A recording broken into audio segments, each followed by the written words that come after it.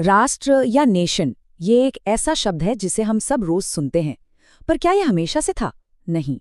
19वीं सदी के यूरोप में एक ऐसा आइडिया पैदा हुआ जिसने ना सिर्फ दुनिया का नक्शा बदला बल्कि हमारी पहचान को भी हमेशा हमेशा के लिए बदल दिया। चलिए समझते हैं कैसे। तो हमारी कहानी शुरू होती है एक सपने से। साल था 1848 और एक फ्रांसीसी कलाकार फ्रेडरिक सोर्यू ने ये तस्वीर बनाई। जरा देखिए, इसमें यूरोप और अमेरिका के लोग एक लंबी लाइन में चल रहे हैं और स्टैच्यू ऑफ लिबर्टी को श्रद्धांजलि दे रहे हैं। ये एक ऐसी दुनिया का सपना था जहां सारे राष्ट्र, सारे देश भाईचारे के साथ रह सकें। सोर्यू का ये जो विजन था, इसे कल्पनादर्शी यानी यूटोपियन कहते हैं। मतलब एक ऐसा सपना जो इतना अच्छा, इतना आइडियल हो कि उसका सच होना लगभग नामुमकिन सा लगे। ये एक खूबसूरत सपना था, लेकिन उस वक्त की हकीकत से कोसों दूर था। तो सवाल यही है कि आखिर एक आर्टिस्ट का ये सपना हकीकत बनने की तरफ बढ़ा कैसे? कैसे इस एक सोच ने पूरे के पूरे कॉन्टिनेंट की शक्ल ही बदल दी? अच्छा, सोरारियो के सपने को समझने के लिए ना पहले उस वक्त की हकीकत को समझना होगा। 19वीं सदी से पहले का यूरोप आज जैसा बिल्कुल नहीं था।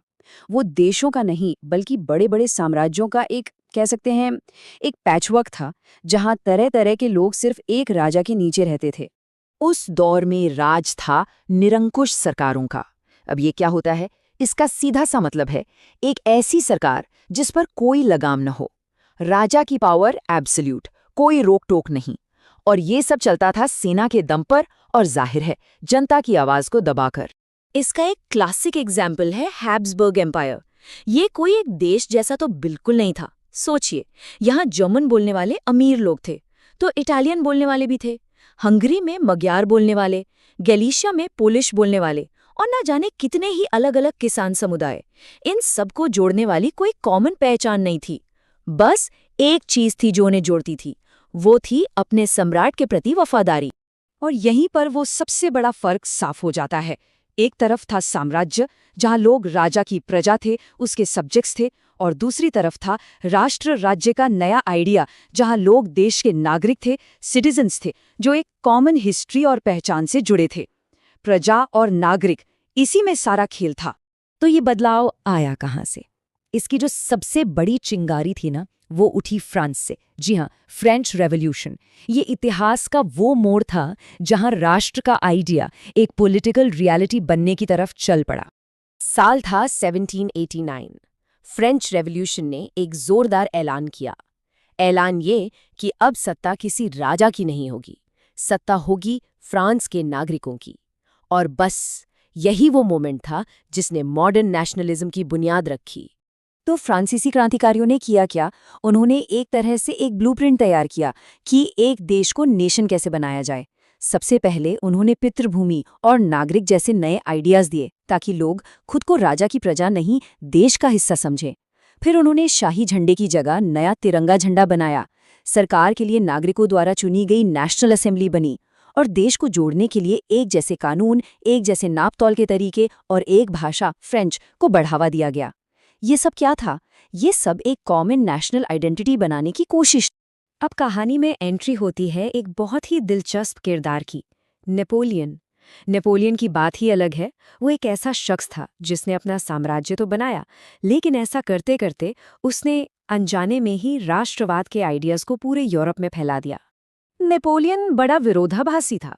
देखिए ना, एक तरफ तो उसने फ्रांस में डेमोक्रेसी खत्म कर दी और खुद को सम्राट बना लिया, पर दूसरी तरफ उसने जो एडमिनिस्ट्रेटिव रिफॉर्म्स किए, जो सुधार किए, उनके जरिए रेवोल्यूशन के कई मॉडर्न आइडियाज यूरोप के कोने कोने तक पहुंच गए। खासकर उसकी 1804 की नेपोलियनिक कोड, ये बहुत जरूरी थी। इसने क्या किया? इसने जन्म से मिलने वाले सारे स्पेशल राइट्स खत्म कर दिए, कानून की नज़र में सब बराबर। और इसने फ्यूडल सिस्टम को भी खत्म कर दिया। तो जिन जिन इलाकों पर उसने कब्जा किया, वहां ये मॉडर्न आइडियाज भी उसके साथ पहुंच। अब शुरू में तो कई जगहों पर लोगों को लगा कि ये फ्रांसीसी सेनाएं आज़ादी का तोहफा लेकर आई हैं, उनका स्वागत भी हुआ। लेकिन ये जो खुशी थी ना, ये ज़्यादा देर टिकी नहीं। ये जो मिली जुली फीलिंग थी ना, वो इन तस्वीरों में साफ दिखती है। बाईं ओर स्वतंत्रता का पेड़ तो लगाया जा रहा है, लेकिन फ्रांसीसी सैनिकों को लोग एक दुश्मन की तरह देख रहे हैं। और दाईं ओर नेपोलियन का मजाक उड़ाता एक कार्टून है, जिसमें वो अपने जीते हुए इलाके हार रहा है। असल में हुआ ये कि फ्रांसीसी कब्जे ने लोगों के अंदर अपने खुद के नेशन की भावना को और ज्यादा भड़का दिया। लेकिन नेशनलिज्म की ये कहानी सिर्फ लड़ाइयों की नहीं है। यूरोप में एक और बड़ा बदलाव आ रहा था, एक सोशल और इकोनॉमिक चेंज, और इसने नेशनलिज्म के आइडिया को एक नई एनर्जी दी। इंडस्ट्रियलाइजेशन की वजह से एक नया पावरफुल ग्रुप सामने आ रहा था। ये कौन थे? ये थे इंडस्ट्रियलिस्ट, बिजनेसमैन, प्रोफेशनल्स, मतलब पढ़ा लिखा लिबरल मिडिल क्लास। और ये जो नई मिडिल क्लास थी, ये लिबरलिज्म के आइडिया में यकीन रखती थी। अब 19वीं सदी में लिबरलिज्म का मतलब क्या था? सीधी सी बात है, हर इंसान को आज़ादी, कानून के सामने सब बराबर, और सरकार वो जो जनता की मर्जी से बने। और इसी मिडिल क्लास के लिए नेशनल यूनिटी, मतलब एक राष्ट्र में बंधना, सिर्फ एक इमोशनल आइडिया नहीं था। ये उनके लिए इकोनॉमिक प्रोग्रेस और पॉलिटिकल फ्रीडम दोनों की चाबी थी।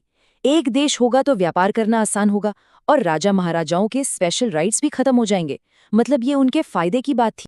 तो अगर इस पूरे सफर को देखें तो ये दशकों तक चला। 1789 में फ्रेंच रेवोल्यूशन से शुरू हुआ, 1804 में नेपोलियनिक कोड ने इसे आगे बढ़ाया, 1815 में नेपोलियन हार गया पर ये आइडिया नहीं हारा, और 1848 आते आते तो पूरे यूरोप में क्रांतियों की लहर आ गई। सब अपने अपने नेशन स्टेट की मांग कर रहे थे। एक फिलॉसफर हुए अर्नस्ट रेनिन, उन्होंने बड़ी गहरी बात कही थी। उन्होंने कहा कि एक राष्ट्र सिर्फ जमीन का टुकड़ा या एक जैसी भाषा नहीं है, इसका अस्तित्व एक डेली प्लेबिसाइट है। मतलब हर रोज हम सब मिलकर ये फैसला करते हैं कि हमें एक साथ रहना है। तो आखिर में हम क्या देखते हैं? हम देखते हैं कि यूरोप में नेशनलिज्म किसी एक वजह से नहीं आया, ये तो कई धाराओं का संगम था। इसमें एक आर्टिस्ट का सपना था, एक रेवोल्यूशन का जज्बा था, एक विजेता का एम्बिशन था, और एक नई मिडिल क्लास की उम्मीदें थीं। इन सब ने मिलकर आज की दुनिया को बनाया। और ये बात हमें आज के लिए एक बहुत बड़े सवाल के साथ छोड़ जाती है। अगर रेनिन सही थे और एक राष्ट्र का होना हर रोज का एक फैसला है, तो सोचने वाली बात यह है कि आज हम अपने अपने राष्ट्रों के बारे में हर रोज क्या फैसला ले रहे हैं।